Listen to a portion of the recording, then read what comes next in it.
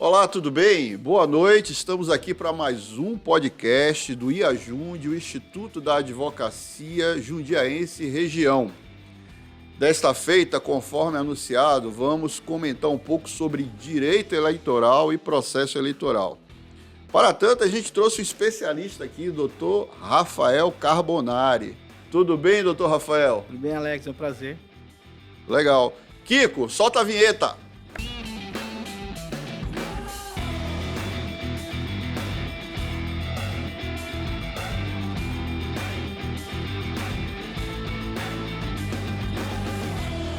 Olá, estamos de volta. Conforme comentado, estamos aqui com o Dr. Rafael Carbonari. Falar um pouco da figura do Dr. Rafael Carbonari. Dr. Rafael é advogado, especialista em Direito Eleitoral e Processo Eleitoral pela Universidade Cândido Mendes, pós-graduando em Direito Eleitoral e Processo Eleitoral pela Escola Paulista da Magistratura e sócio do escritório de advocacia Esparrinha Advogados Associados. Doutor Rafael, é um prazer tê-lo aqui, tá? É um momento importante para a gente conhecer um pouco sobre direito eleitoral e processo eleitoral. E eu queria ouvir do doutor Rafael as primeiras palavras. O que foi que te levou a você entrar no direito eleitoral? Então, Alex, doutor Alex também, né? Não, Advogado, pode, colega nosso. Fica tranquilo. Então, doutor, antes da formação em Direito, eu tinha uma formação anterior como professor. Então, eu tive alguns cargos públicos, convivia na administração pública, lecionava, né? E eu sempre tive muito interesse por política. Isso me levou, quando eu me graduei em Direito, passei na OAB, comecei a realmente advogar. Recebi um convite em 2016 para participar de umas eleições, não tinha a menor ideia do que era o direito eleitoral. Naquela época eu aceitei. Eu fui responsável, então, da campanha do principal, que era o prefeito na época, né? Uhum. E de todos os vereadores. Então, na primeira vez que eu tive contato com o direito eleitoral, eu fiquei responsável pela campanha de mais ou menos uns 45, 46 candidatos. Legal. E foi muito intenso, né? Porque o direito eleitoral, os prazos são muito curtos. E a coisa é muito intensa. Então foi a primeira vez que eu tive contato com o direito eleitoral, terminou a campanha. Você se apaixonou, né? Me apaixonei, fui fazer uma pós-graduação, fiz a primeira pós-graduação. 2018 participei da outra campanha eleitoral, que daí já era presidente e os deputados, né, governadores. 2020 eu já fiquei responsável por 5 cidades. Aí aumentou um pouco, a demanda aumentou, também os candidatos, né? Aí passou de 100, imagino, contando o proporcional e o executivo. Né? Legal. Não precisa você falar nome, mas o pessoal que você deu assessoria conseguiu ser eleito, alguém? Alguns, bastante gente. Bastante gente entrou, teve presidente da Câmara, né? Teve prefeito. E assim, agora eu estou fazendo minha segunda pós-graduação em Direito Eleitoral, processo eleitoral, agora um pouco mais intensa. Que bom. E ela é presencial, eu estou em São Paulo, é considerada a melhor pós-graduação assim, que tem no país. É da Escola Judicial Eleitoral Paulista, que é o TRE que faz. Então nós temos, assim, como exemplo, professores como Alexandre Rolo, tem o Alexandre Moraes, tem agora o Agra, que fez a impugnação do Bolsonaro. Impugnação não, né? Cassou o registro de candidatura do Bolsonaro. Tem Ou seja, a gente tem professores. professores de renome, né? Sim, são renomados. Tem acho que a Rosa Weber também vai vir fazer uma palestra pra gente. Legal. Mas é uma infinidade de professores da área. Ótimos professores. Certo. Conceitua aí pra gente o que é o direito eleitoral. Direito eleitoral é o ramo do direito que ela protege o sufrágio, que é o direito a voto, né? Ele é um fiscalizador e um garantidor de toda a eleição, né? Do processo eleitoral em si. Resumidamente, o direito eleitoral é basicamente isso. Fala um pouco aí, a pessoa que, por exemplo, a gente tem vários colegas aqui que estão nos assistindo que, às vezes, quer entender um pouco sobre o período de campanha. Tá. Né? O que pode, o que não pode. Qual é esse intervalo? Dá para você dar um briefing disso aí, explicar mais ou menos? período eleitoral? Isso, Tá. período de campanha. O Porque período- às vezes é assim, isso aqui pode, isso aqui não pode. Nesse período aqui não pode fazer, nesse daqui Tá. pode. Bom, nós temos um ano de entre safra, né? Entre as eleições. Então nós temos um período de pré-campanha, considerada pré-campanha. A pré-campanha, ela é até dia 4 de agosto, porque o período eleitoral diminuiu. Com a mini-reforma eleitoral 2015, antes as eleições elas duravam 90 dias, né? Eram 3 meses, agora só 45 dias. Então tudo que for anterior ao período eleitoral, que geralmente se inicia em 4 ou 3 de agosto, antes disso é a pré-campanha. Então, nessa pré-campanha... No caso 2024, né? Isso, de 2024, exato, 2024. desculpa. É. Vale tudo, né? Você só não pode fazer o pedido expresso de voto. Você não pode pedir voto pro eleitor. Mas você pode falar de suas qualidades pessoais, você pode usar a internet, você pode usar meios de comunicação, rádio e Eu TV. posso, por exemplo, nesse período aí que você está falando, que antecede, por exemplo, a gente está em 2023, no período que antecede agosto de 2024, eu posso, eu sendo candidato, eu posso estar me expondo, eu posso falar das minhas qualidades. Agora, eu posso chegar e dizer, eu vou ser candidato? Pode. Você pode anunciar uma pretensa... Candidatura. Uma pretensão futura, Sim. né? Uma pretensão de ser candidato, né? Eu sou Você candidato não é a ser candidato. Exatamente. Certo. E assim, o eleitor ele precisa ficar atento nos prazos também de filiação, porque a nossa Constituição ela determina que você só pode ser candidato se você for filiado num partido político. Então, o período de filiação é até dia 4 de abril, 6 meses antes das eleições. Então, até 4 de abril, o eleitor tem que se filiar a um partido político. Ele filiado a um partido político, ele vai participar das convenções partidárias, ele vai concorrer a ser um candidato, né? A única exceção, é bom lembrar, que são os militares, né? Os militares eles não precisam ser filiados, eles não podem ser filiados. Então a inscrição eleitoral para a campanha do militar é feita no próprio pedido de registro de candidatura. O partido ele coloca o nome do militar diretamente no registro da candidatura, lá em 4 de agosto, um pouquinho antes, né? Entendi. Agora, por que essa diferença? O militar ele não pode, né? O militar é conscrito, o conscrito ele não pode ter nenhuma filiação partidária, né? Entendi. Fala um pouco aí sobre a descompatibilização. Como é que funciona? Bom, a descompatibilização é o instrumento que protege o uso do direito político, o abuso, né? O abuso de poder político, o abuso de poder econômico. Então, qualquer profissional que tiver vínculo com o Estado, ele tem que se descompatibilizar antes das eleições, para você evitar o abuso do poder político e econômico. E aí, dependendo da função, é um prazo. Por exemplo, o governador que quer se candidatar a presidente, ele tem que se descompatibilizar 6 meses antes. 6 meses antes, por exemplo. Abril. Tá, entendeu? entendi. Mais ou Se eu menos em vou abril. conversar em agosto, em abril, eu tenho que estar descompatibilizado. Só que daí ele renuncia, né? Ele renuncia e não pode voltar. Ele perdeu a eleição, ele não pode voltar. Agora o médico que atende a UPA e ele é concursado, o médico também tem que se descompatibilizar. O médico só se descompatibiliza 3 meses, se não... Mas se ele não conseguir ser eleito, ele pode voltar para o cargo? Aí ele volta, normal. Tá. Ele só descompatibiliza e ele continua recebendo salário, né? Certo. Mas ele tem que se descompatibilizar e sair e parar de exercer a função pública. As funções de exoneração, a pessoa de livre exoneração, ele se exonera, né? O secretário municipal, os assessores, ele faz a descompatibilização no cargo no tempo que o cargo exige. Tem uma lista no TSE bem grande, né? Bem extensa. Uhum. Os principais eu me recordo agora de tudo assim não Por exemplo, para os cargos que você falou aí do executivo, né? Certo. Governador, prefeito, que for concorrer a um cargo diverso do que ele está exercendo, aí necessariamente tem que ter a descompatibilização. 6 meses antes. Exato. Mas vamos falar, por exemplo, assim, prefeito. Certo. Ele quer ser reeleito. Sim. Ele continua no cargo, não existe a questão da descompatibilização Não. nesse aspecto aí. Nem pro vereador. Nem para o vereador. Nem pro vereador. Tá? Para o governador vale a mesma coisa. Pro governador vale a mesma coisa, a não ser que ele for para um cargo diverso, né? O governador for concorrer ao cargo de presidente. Aí necessariamente ele se tem que descompatibiliza. fazer a descompatibilização. Tá. Agora, por exemplo, existe alguma regra específica? Você falou aí, um médico, se ele for servidor público, né? Certo. Ele quer se descompatibilizar ou para ser candidato a prefeito, ou para ser vereador, seja lá o que for. Ele deixa o serviço público, também 6 meses antes, é isso?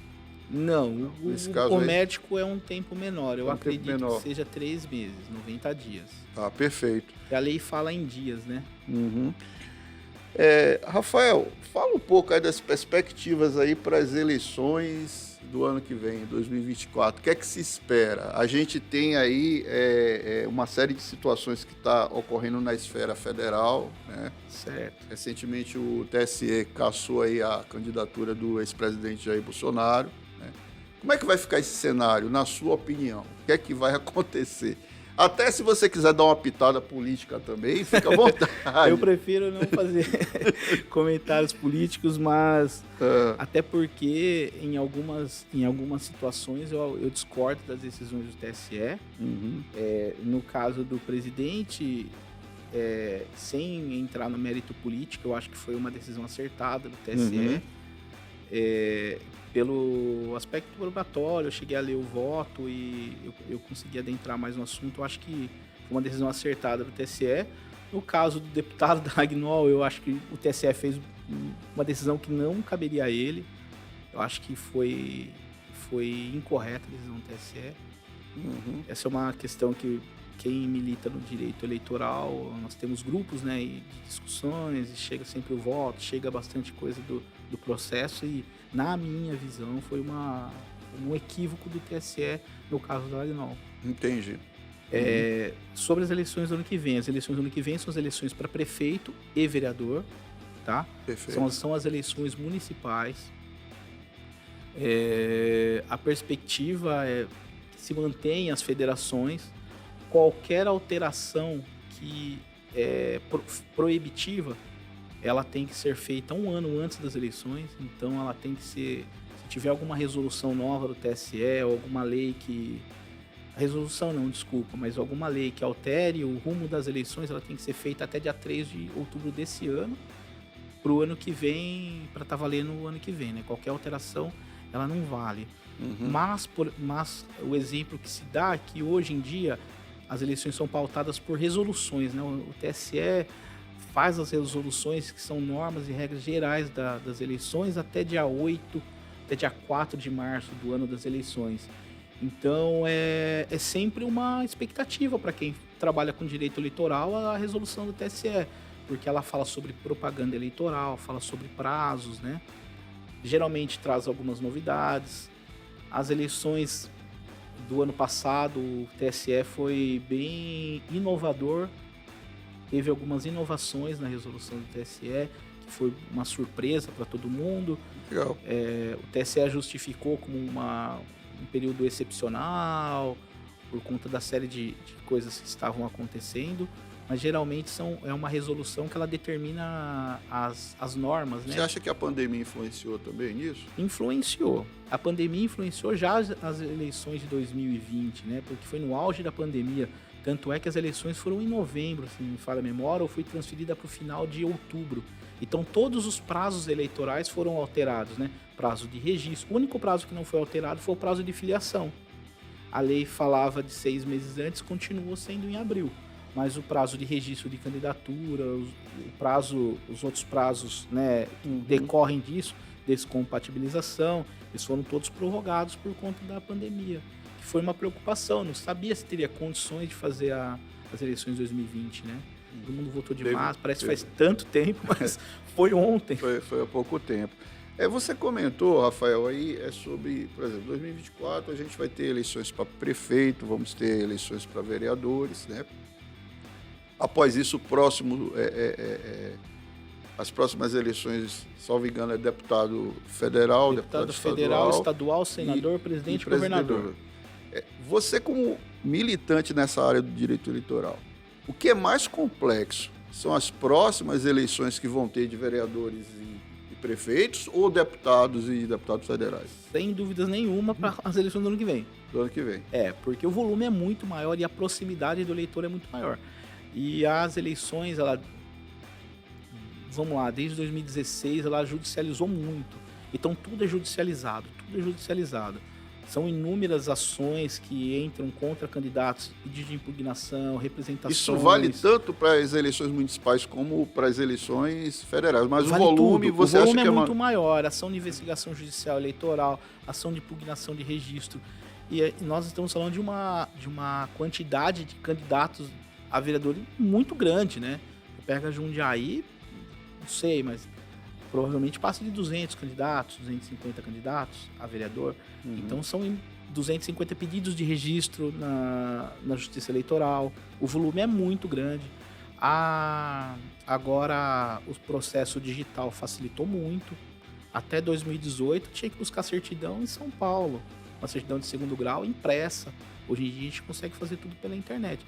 Mas sem dúvida, pela proximidade, as eleições municipais elas são muito mais intensas, né? Muito mais trabalhosas. E muito mais intensas, porque os prazos eleitorais são contados em horas. Durante o período eleitoral, a gente tem prazo de resposta de 24, 48, 72 horas. Então imagina você receber uma ação de impugnação eleitoral, você ter 72 horas para responder. O advogado fica louco. O advogado eleitoralista... Como é que fica a tua cabeça nesse período? É complicado, porque a eleição para eleições, assim, ela não comporta mais um advogado generalista, né?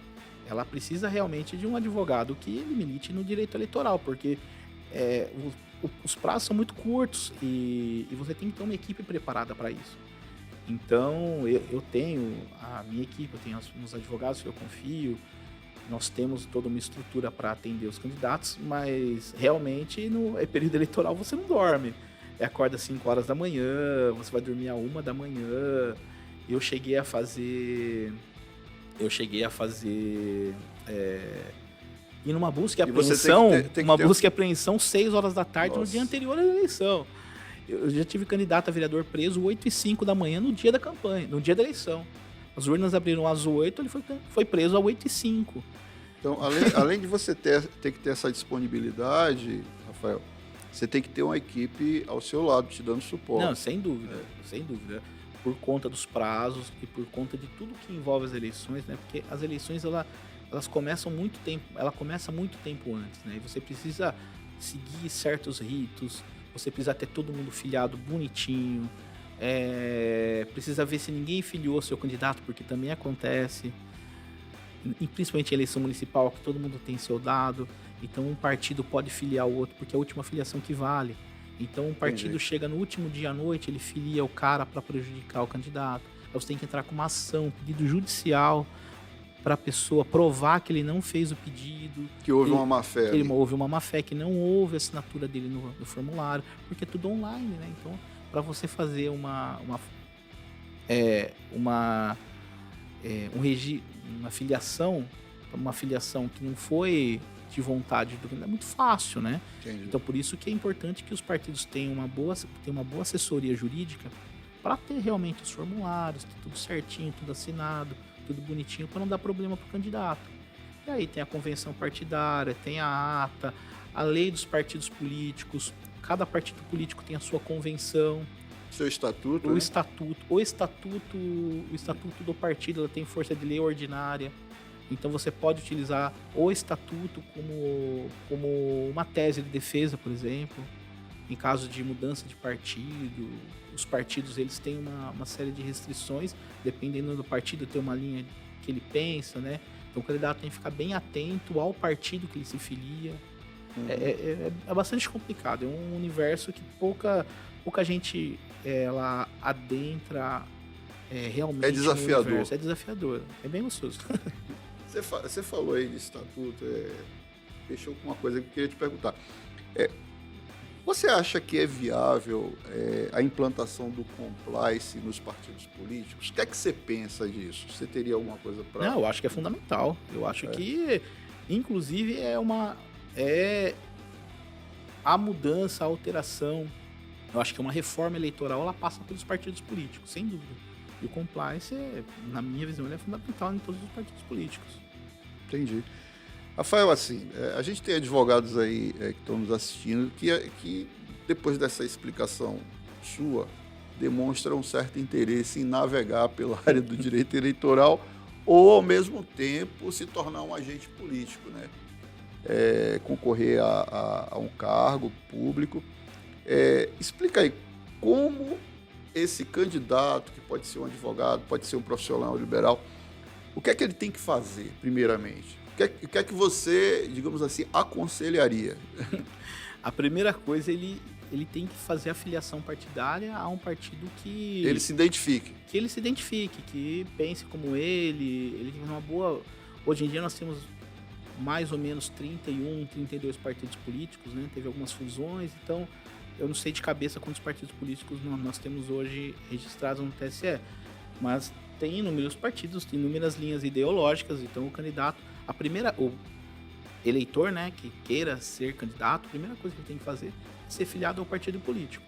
Ele se filiou no partido político, ele vai viver a vida partidária e correr atrás da sua candidatura, né?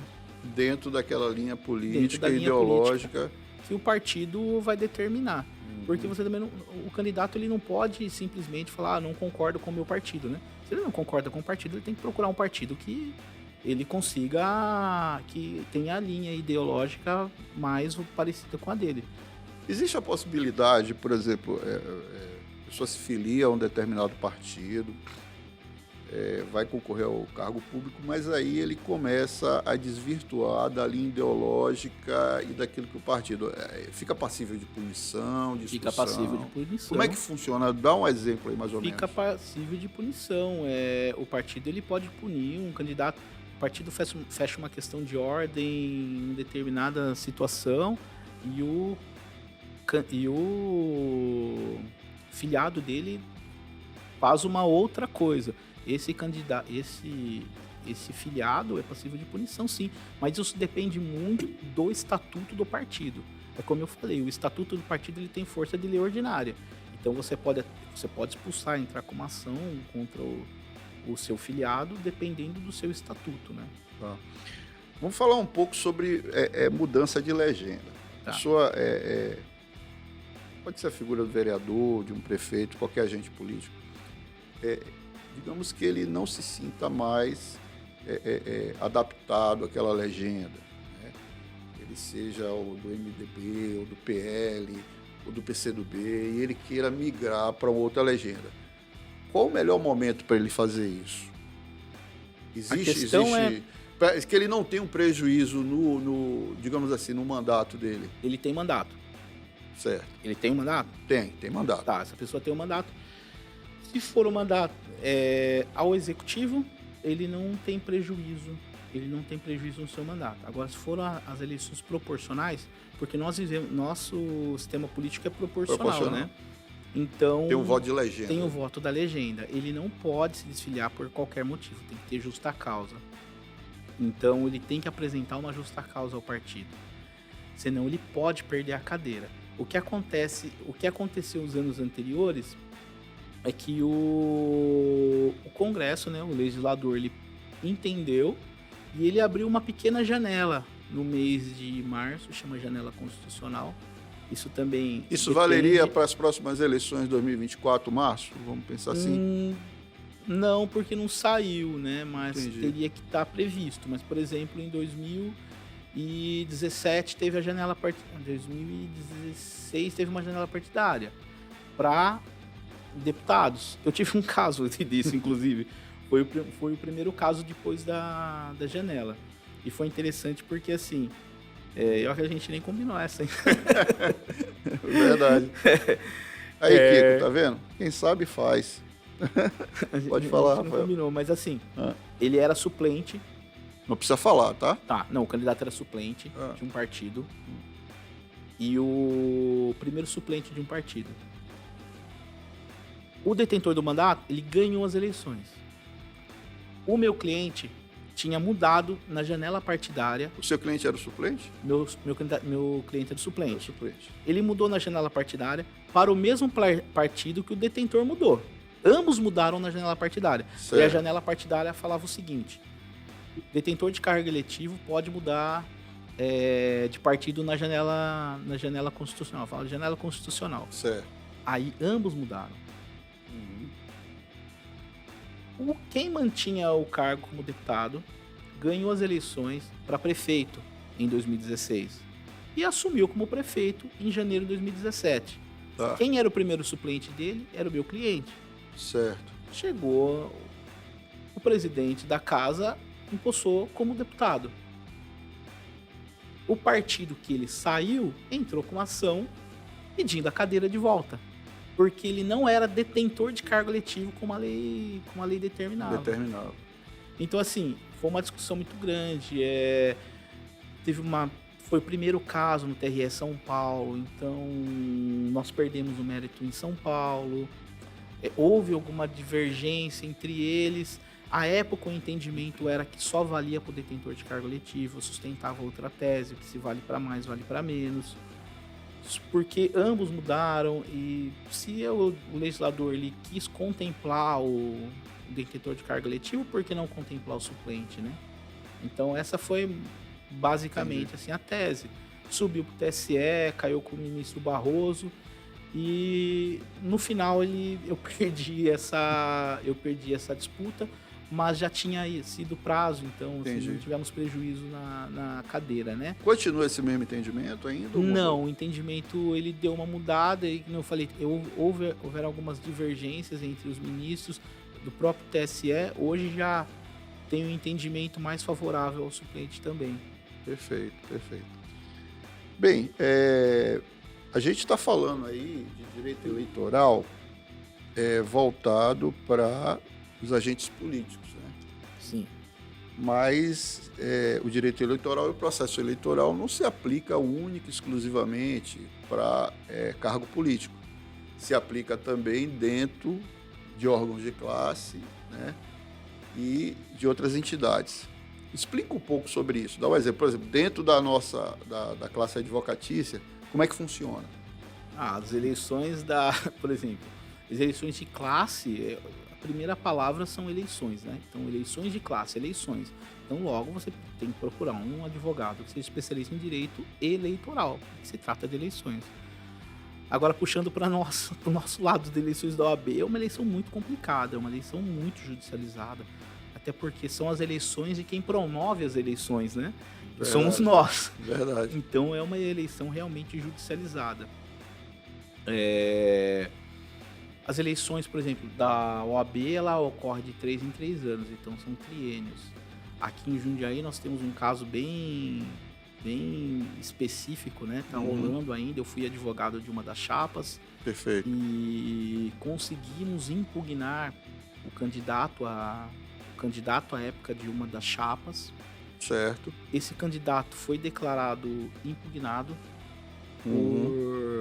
ele foi declarado impugnado por unanimidade pela Comissão Eleitoral Estadual de São Paulo? De São Paulo, exatamente, pela seccional, né? Ele acabou vencendo as eleições por conta de uma liminar. Ele só concorreu por conta de uma liminar. Na Justiça Comum? Na Justiça Comum. Ele concorreu ao pleito. A liminar falava que ele só poderia concorrer, não era assumir. E ele entrou com o recurso e depois na seccional, né, na estadual. E deram um efeito suspensivo ao recurso dele. Isso foi quando, Rafael? No início de 2022. Então você imagina, eu tô lutando diariamente por conta de um recurso, né? De uma liminar que deram em recurso de um candidato em janeiro de 2022. Nós já estamos em agosto, né? Praticamente em agosto de 2023. O mandato dele vai até 2024 só. Pode perder até o objeto. Pode perder o objeto. E logo a advocacia, né, que luta tanto contra a demora do judiciário. E logo a advocacia, nós não temos um resultado ainda eu não falo nem favorável, né? Não temos resultado efetivo, não pautaram o julgamento. Não houve julgamento do recurso ainda. Certo. Então o candidato, ele se encontra sob júdice por 1 ano e meio. Isso não pode acontecer. Ô, Rafael, nesse caso específico das eleições da OAB, qual foi a tese de impugnação? Então, como todas as eleições, para você concorrer, você tem que seguir uma série de requisitos, né? Perfeito. As eleições da OAB, para concorrer ao cargo de presidente, por exemplo, eu já vou chegar no caso dele, mas o requisito para ser candidato a presidente de subseção, de seccional, você tem que ser efetivo, ter o efetivo exercício da advocacia nos últimos 5 anos que antecedem as eleições. Ou seja, você tem que comprovar que você exerceu a advocacia efetivamente. Como é que você comprova isso? O efetivo exercício da advocacia também é determinado no regulamento da OAB, né? No Estatuto da Advocacia. Ele fala que você tem que ter um número X de petições ou fazer atos privativos da advocacia. Então, o requisito para ser candidato é ser advogado, exercer a advocacia efetivamente nos últimos 5 anos que antecedem as eleições. Perfeito. O caso específico de Jundiaí, o candidato, ele é advogado desde 1998.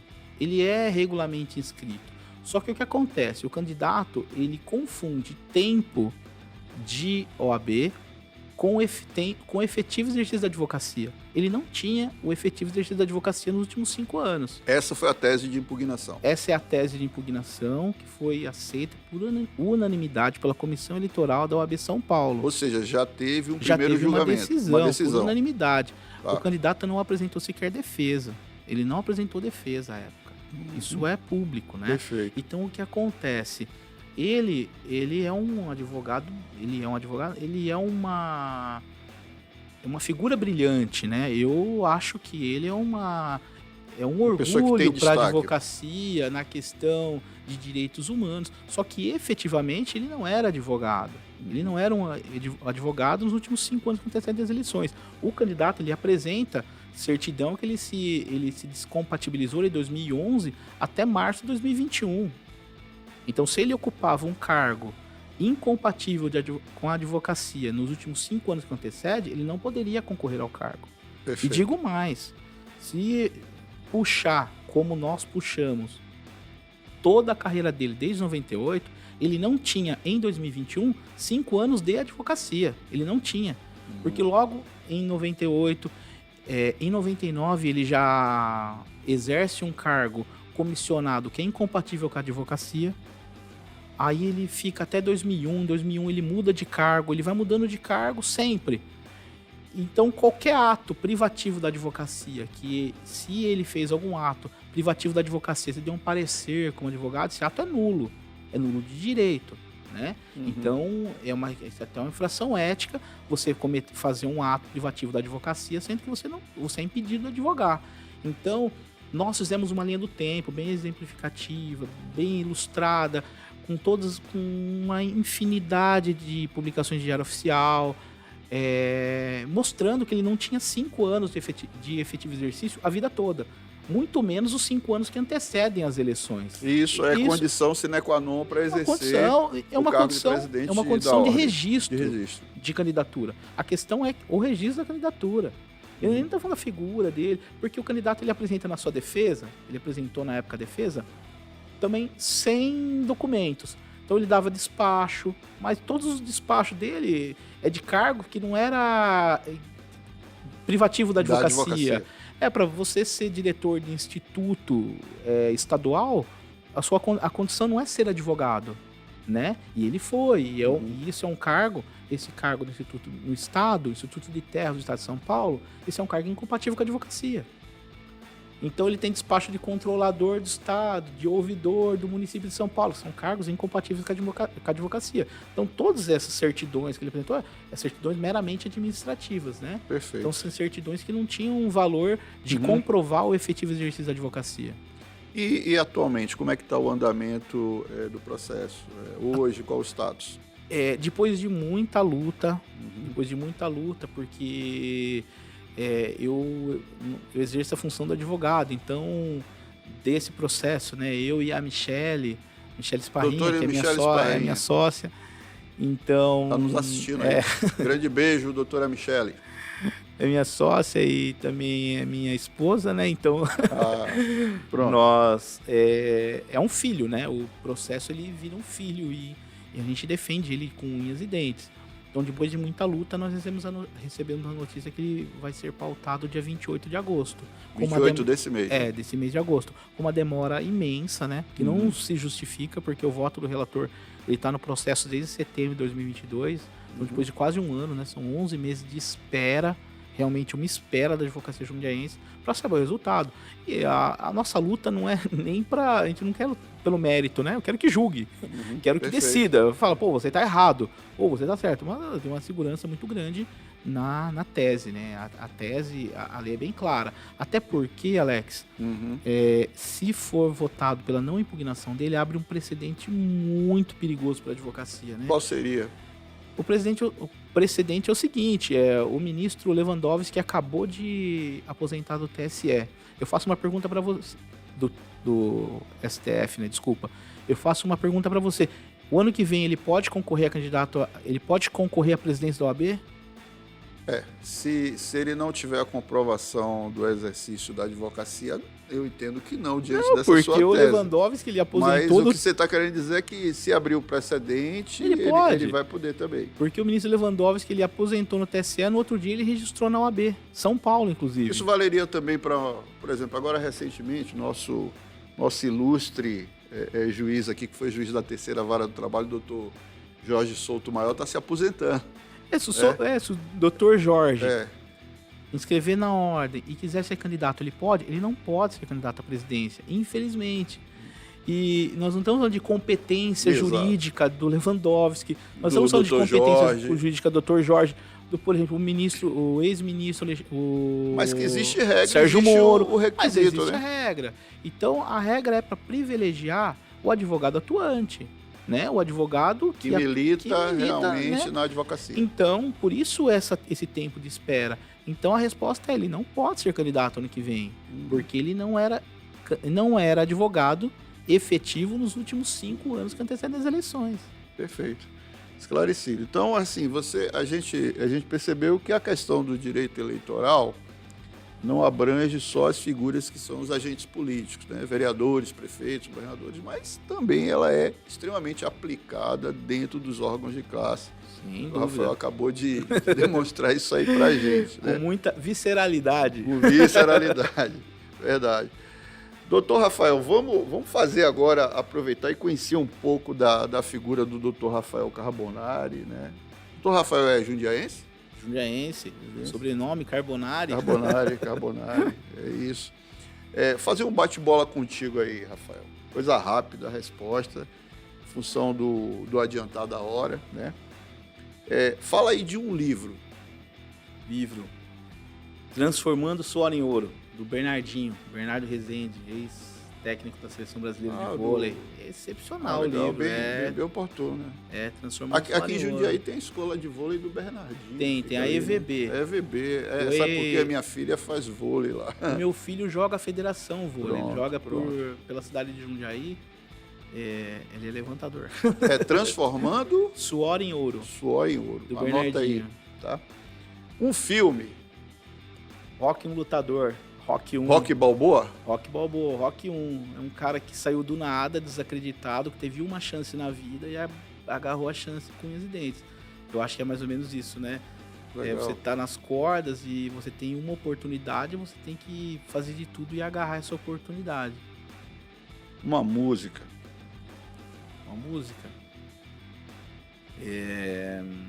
Vamos lá, esse é mais difícil. Eu gosto de Giz do Legião Urbana. Legião Urbana. Como é o nome? Giz. Ó, essa próxima parte aqui, o Kiko vai adorar o que você vai responder. Um time de futebol. Time de futebol é o Corinthians, né? Esporte Clube Corinthians Paulista. Que beleza, hein? Essa parte aí. Um lugar. A casa da minha mãe, a casa que eu fui criado. Ó, que legal, hein?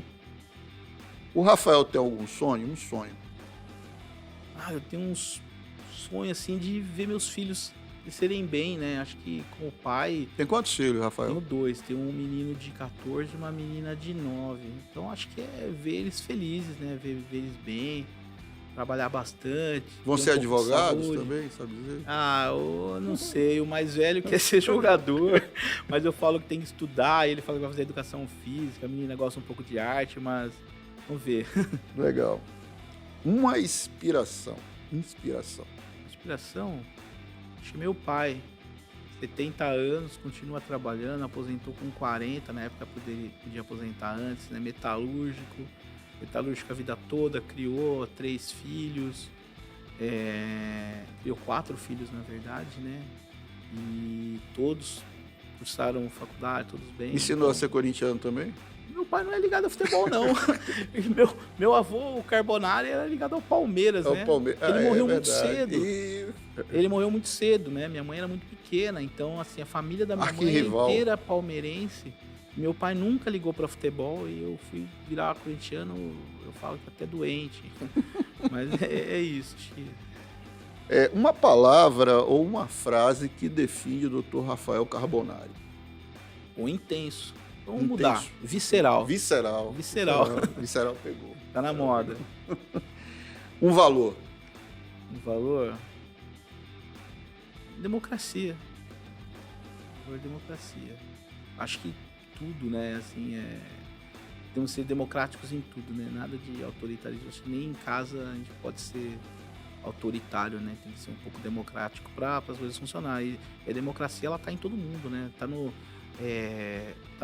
conversar com você, no dar uma resposta no telefone, é tudo. Você pode ser veemente, mas nunca deixar de ser democrático. Tá bom. Rafael, fala um pouco do teu escritório aí, onde é que fica, né? O escritório de advocacia Esparrinha Advogados Associados, que você é sócio, né? Com a doutora Michele. Isso, o escritório ele fica no Golden Office, ali no centro. Escritório bem conhecido, o prédio é bem conhecido, né? Fica no 15º andar, sala 1502. É um escritório que trabalha bastante com o direito do trabalho, principalmente nas questões empresariais, né? Na questão sempre do reclamado. Certo. E agora com a questão eleitoral, então nós trabalhamos bastante com a questão eleitoral. Temos uma equipe boa, somos em 4 advogados, né? Eu, a doutora Michele, tem mais 2 associados. Legal. E o escritório, graças a Deus, ele tá indo bem.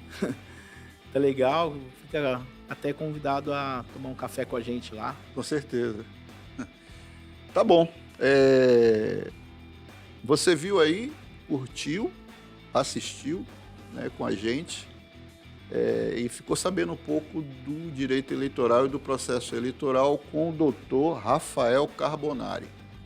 Aproveite a oportunidade, se inscreva no canal, curta e compartilhe e aguarde as nossas novas novidades do nosso podcast. Um forte abraço e até lá. Obrigado, doutor Rafael. Obrigado. E eu peço também que siga, né, a nossa página pessoal e lá tem também a página do escritório, tem bastante dicas. Qual o endereço? Aproveita e já fala. Rafa tá como Rafa Carbonari? Rafael Carbonari, acha no Instagram. Carbonari. E do escritório é Esparrinha ADV. @Esparrinha ADV. Tá aí. Aproveita e siga o escritório Esparrinha ADV e Dr. Rafael Carbonari. Gente, obrigado por estar conosco. Um forte abraço a todos e até o nosso próximo podcast do IAJUNDE.